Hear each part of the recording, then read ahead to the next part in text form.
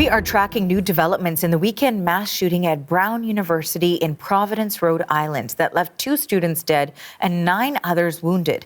Investigators say a person of interest detained in connection with the attack has now been released. That means the killer is still at large. The CBC's Willy Lowry is in Washington. He's tracking the latest on this. He joins us now live. So, Willy, what are authorities saying about the decision to release this person they had in custody? Arthi, Rhode Island authorities say that after hours in custody, they simply didn't have enough evidence to charge the person that they had detained earlier Sunday morning, and that they believe that the information that they have collected, at least to this point, points in a different direction. This all happened late last night, just before midnight. So students at Brown essentially went to bed thinking that the person responsible for this crime had been apprehended, only to wake up this morning to learn that that, in fact, was not the case. That being said, Rhode Island Attorney General Peter Nerona says he's still confident that they'll find the killer. Let's take a listen. Law enforcement has the tools necessary to solve this case, but we're 36 hours out. So, it can never be too fast, particularly for the victims and their families and parents. But sometimes investigations take a little bit of time. Authorities have released a 9-second security video that they believe shows the suspect turning a corner near the university in Providence. The suspect is dressed all in black and walking briskly out of frame, but authorities have yet to be able to track down video that reveals a face. Now, 2 students were killed in the shooting and 9 others injured when a gunman burst into the engineering and physics building and opened fire.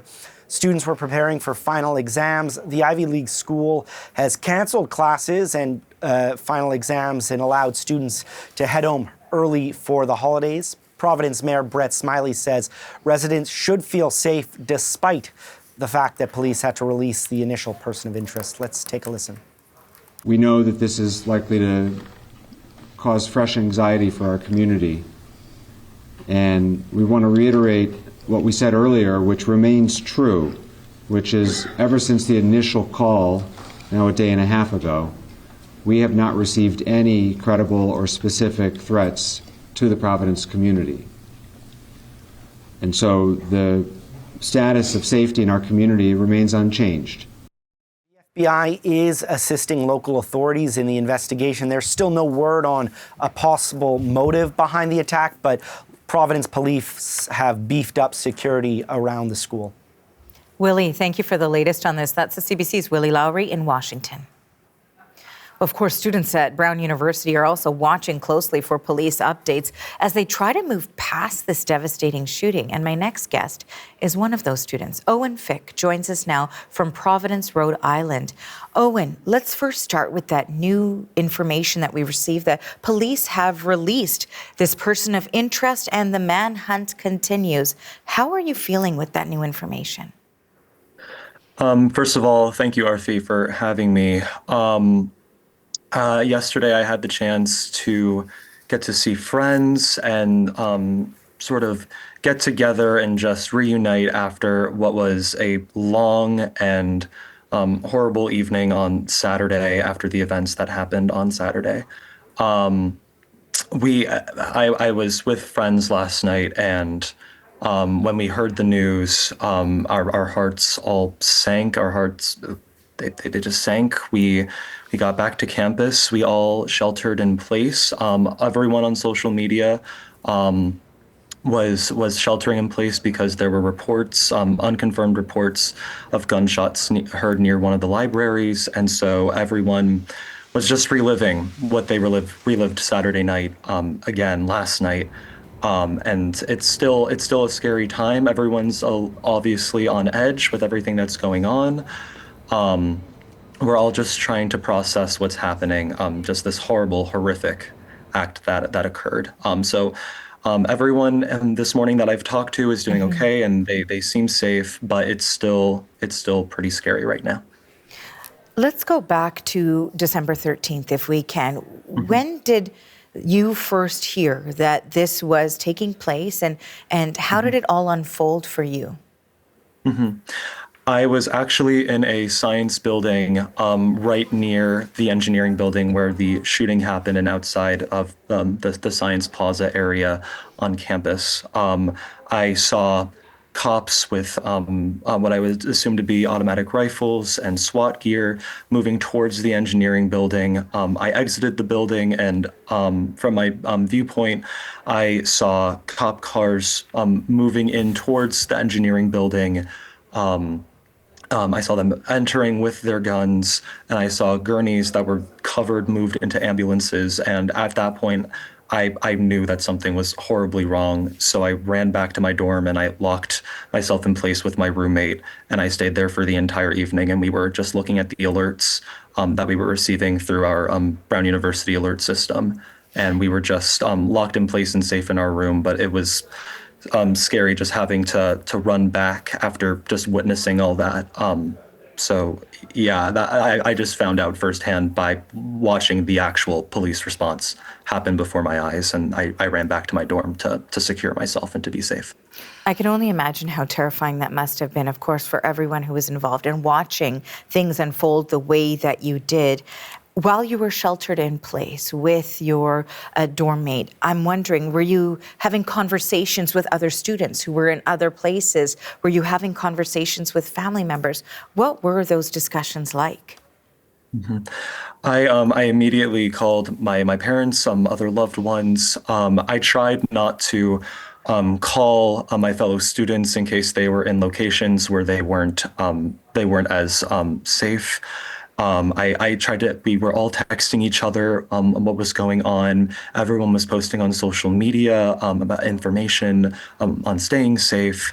It was, I would say almost as if we were locked in our room and there was nothing we were doing except just staying sheltered, but we were also so busy just trying to stay in contact, trying to get more information, listening to a police scanner, watching the press conferences that were occurring, listening for our, the alerts. We were just really focused on trying to get as much information as possible. And the whole experience was obviously just so unreal. And it's still hard for me to sort of process exactly what all occurred. Given what I saw and just how I lived through it. But I just kept assuring everyone who was at home and everyone who's here and all my friends here that I'm okay, I was safe, and we were just monitoring the situation. Are you at school now? Or I know that classes are canceled, exams have been canceled, rescheduled, etc. Are you at home or are you back at school? I am still in my dorm room right now. I've been here since last night when I sheltered in place on my own accord. Just after the rumors heard last night. I woke up and I started packing my things to head home.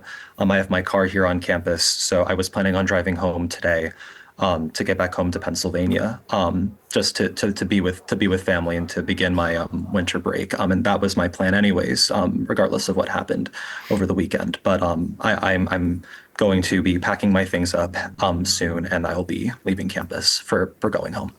You know, we just heard, finally, I wanted to ask you, we just heard the mayor as he was saying that we believe that you remain safe in our community. And that is, of course, despite the fact that a person of interest was released, that the manhunt continues, the investigation continues. So do you feel safe? I feel safe in this moment with the law enforcement currently being around campus. I'm not entirely sure what's going to happen over the next few months to ensure campus security is being strengthened and upheld across all of campus. I'm not exactly sure what that's going to look like, but I really hope that they do make progress in finding this shooter, and that they keep us, the students, safe, and they keep us informed on how to stay safe when we eventually get back to campus for our spring semester. So I just hope there's progress and there's communication, so we all know what to do best and how to do what we were supposed to be here for, to go to school and to learn. So I just hope they make progress on all that. Well, Owen, I'm sure your family cannot wait to see you and to have you with them, and I'm sure you're looking forward to being with loved ones again. We hope that you have a safe journey back home, and we thank you very much for telling us your experience as well. Of course. Thank you for having me. Thank you for joining us. That was Owen Fick. He is a student at Brown University in Rhode Island.